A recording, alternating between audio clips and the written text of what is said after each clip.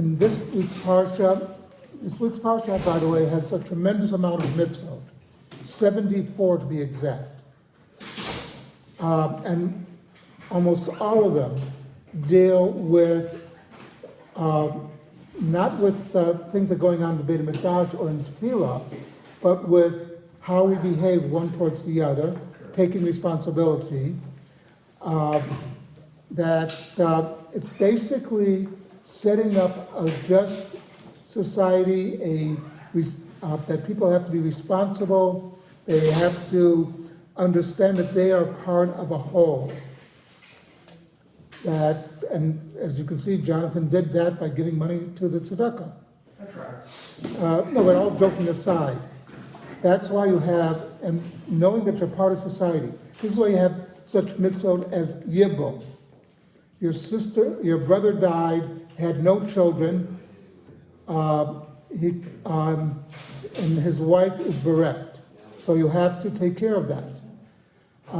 And the gleaning, something very important, that you have to glean the fields.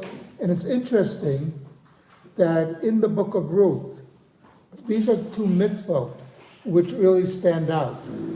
As we know in the Book of Ruth, the closest relative who is supposed to do yibum with Ruth is Ploni Almoni.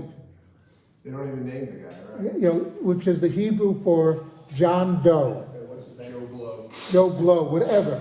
In other words, he says, I don't want to continue my relative's name, so guess what? He's not mentioned.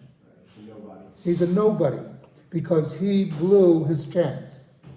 And then Boaz, of course, steps up, does his job, and from Ruth we get David HaMelech, and then Shlomo HaMelech, King David and King Solomon. The reason that Boaz would go with Ruth was when there was the gleaning of the fields for the poor, and Ruth is gleaning for her Naomi. And the question comes, and what Boaz sees is that the way Ruth bent down was in a very modest fashion. In other words, that she would make sure that she was full covered leaning down. And Boaz realized that is somebody I want to be with. It's like somebody I knew who used to be involved with in the Jewish community in Cleveland, and the parents came to him and said, our son is going out with this non-Jewish girl.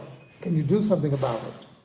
So he went and saw the girl. He realized she was very modest. Her language was very sedate, etc. He said, wait a minute. And he went to her and said, you're thinking about marrying a Jew. Do you want to become Jewish? And she said, that's an idea. And she converted. And they got married, etc. The point is, he could see from her actions that she was a humble and modest person.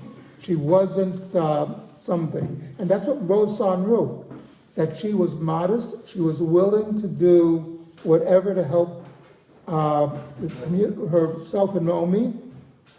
And Boaz recognized that. He recognized her modesty. He said, you know what? That is the mother of kings. Something to think about